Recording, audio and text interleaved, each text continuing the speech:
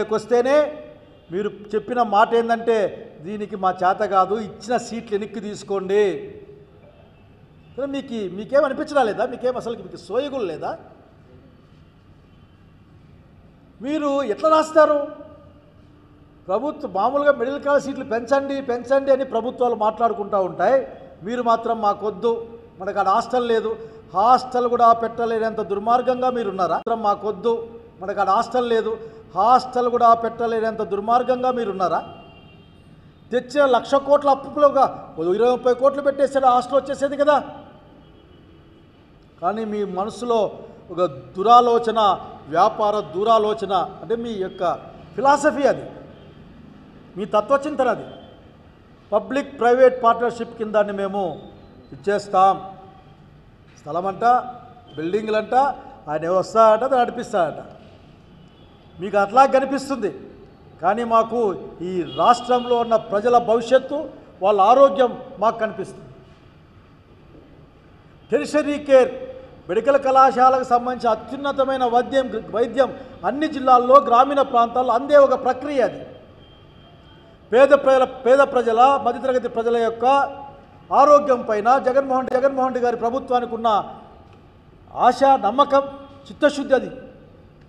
అంతేకాదు, ప్రభుత్వ నియమాలకు లోబడి అన్ని కులాలు, అన్ని మతాలు, అన్ని ప్రాంతాల వాళ్ళు ప్రభుత్వం ఉన్న ఫీజులతోనే చదువుకుంటే చాలు, చదువుకోగలిగితే చాలు, పేద బీద అందరూ కూడా అక్కడికి చదువుకునే డాక్టర్లు అయ్యే ప్రక్రియ అందులో మీకు కనపడడం లేదా? మీరు ఎంతమంది ఆశల్ని చిదిమేస్తారో మీకు అర్థం కావడం లేదా? 50% సీట్లు మేనేజ్మెంట్ కోటాకు పోతే 50% సీట్లు మిగులుతాయి ఇక్కడ. అందులో మళ్ళీ ఏ కేటగిరీ, బి కేటగిరీ. ప్రభుత్వంలో ఉంటే అన్నీ ఒకే కేటగిరీనే కదా. ఎలిజిబిలిటీ ఉంటే, బాగా చదువుకుంటే, మార్కులు వస్తే పిల్లలు చేరుతారు. నేను ప్రత్యక్షంగా చెప్తా ఉన్నాను. నేను చదివిన ధర్మవరం జగజ్జీవన్ రామ్ నగర్లో ఉన్న మున్సిపల్ స్కూల్ నుంచి ఎండి చేసేంత వరకు నాది ప్రభుత్వ విద్య, నాది ఆఖరికి అంతా ప్రభుత్వం చదువుకున్నాను నేను. కాబట్టి ఏం చదువుకోగలిగిన డాక్టర్ బిఆర్ బాబాసాహెబ్ అంబేద్కర్ గారు నేను గుర్తు తెచ్చుకుంటా ఉన్నా, నమస్కారాలు తెలియజేసుకుంటా ఉన్నా. భారత రాజ్యాంగం ఆయన అమలు చేసిన వాళ్ళు. మరి మీరు దీన్ని దూరం చేసే ప్రక్రియ, మీ ఆలోచన విధానం ఇది. ముందు మానేయండి, పిల్లలు చదువుకునే అవకాశం కల్పించండి. ప్రభుత్వ రంగంలో మీరు కూడా ఎట్లాగూ బోర్డులు మార్చి మీ పేర్లు వేస్తారు కదా, ప్రభుత్వాలు మారినాక. నేను చూసా చాలాసార్లు, నేను ఓపెన్ చేసిన వాటికి కూడా ఆఖరి ఇప్పుడే ఒకసారి చూసొచ్చా. నా బోర్డు పీకేసి మీ బోర్డు వేసుకోలేదు అక్కడ ఆఖరి. సో బోర్డు మార్చడమే కదా, ఇబ్బంది ఏం లేదు. 17 మెడికల్ కళాశాలలు మొత్తం ప్రభుత్వ రంగంలోనే జరపాలి. మీరు దాన్ని గుర్తు చేయడం కోసం, మీ పైన ఒత్తిడి చేయడం కోసం కూడా, ఆఖరికి మీ యొక్క దుర్మార్గమైన ఆలోచన విధానాన్ని అడ్డుకోవడం కోసం కూడా 12వ తారీఖున ఈ కార్యక్రమాన్ని మేము చేపట్టాం యువత పోరులో. నేను ఈ పొద్దు నిన్న మొన్నటి నుంచి ఒక వార్త వింటా ఉన్నా, డీమ్డ్ మెడికల్ కళాశాలలంట. ఇప్పటికే ఒక డీమ్డ్ మెడికల్ కళాశాల మీ బంధువులకు ఎవరికో ఉన్నట్లు నాకు గుర్తు. డీమ్డ్ మెడికల్ కళాశాల అంటే రిజర్వేషన్లు ఉండవు, ఫీజులు వాళ్ళ ఇష్టం, ప్రైవేట్ ఎస్టేట్, ఒక విద్యా ఎస్టేట్గా మారిపోతాయి అవి.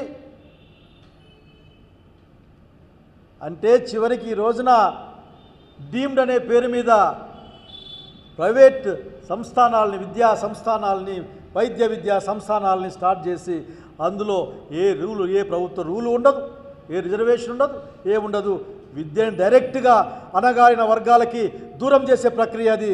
వైద్య విద్యను కానీ మిగతా అంశాల్లో కానీ వ్యతిరేకిస్తూ ఉన్నాం. మీరు అటువంటి ఆలోచనలు మానేయాలి. మీరు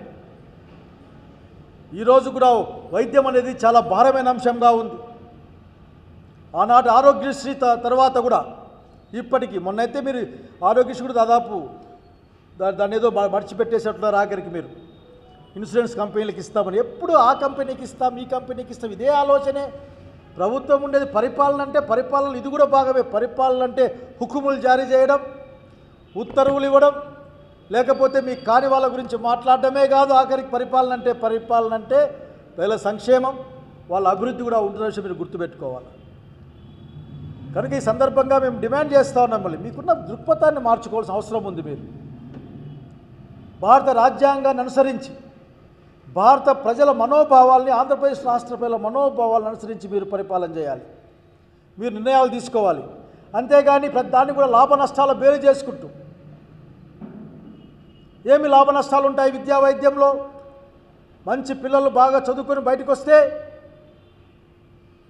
వాళ్ళు ఉద్యోగాలు చేస్తే, ప్రొడక్షన్ లేకపోతే ఈ రాష్ట్రానికి సంపద వస్తుంది, రాష్ట్రానికి గౌరవం వస్తుంది. మంచి ప్రభుత్వ డాక్టర్లు తయారై అన్ని స్కూళ్ళల్లో డాక్టర్లు, అన్ని ఊళ్ళలో డాక్టర్లు పనిచేస్తూ ఉంటే, నాణ్యత కలిగిన, పేద ప్రజల పట్ల ప్రేమ కలిగిన డాక్టర్లు ఉంటే వైద్యం అందరికీ అందుబాటులోకి వస్తుంది, కొద్ది మందికి కాకుండా. కనుక మీరు ఈ 3 అంశాలని గమనించండి. మీరు నేను చాలా బాధపడుతున్నాం, మాలాంటి వాళ్ళ చూసి ఏం ఆలోచిస్తారో మాకు అర్థం కావడం లే. దయచేసి మీరు పులివెందుల మెడికల్ కళాశాలకు పోండి, ఆ మెడికల్ కళాశాల చూసి రండి. పూర్తి స్థాయిలో భవనాలు ఉన్నాయి, అక్కడ ఫంక్షనింగ్కి రెడీగా ఉంది.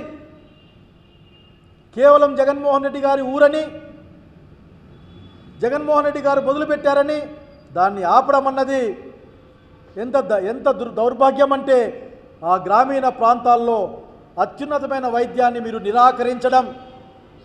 నిరాకరించడం ద్వారా ప్రజల ఆరోగ్యానికి భంగం కలిగించడం, వారి నమ్మకానికి ద్రోహం చేయడం మంచిది కాదు. ఇది కడప జిల్లాలో అనంతపురం జిల్లా, నా కాన్స్టిట్యున్సీ దాని పక్కనే ఉంటుంది. పులివెందుల్లో మెడికల్ కళాశాల అంటే కదిరి, పులివెందల, ఆ పక్క ఊర్లు, ఆ తర్వాత అనంతపురం జిల్లాలోకి వస్తే మా సింగనమల, తాడిపత్రి.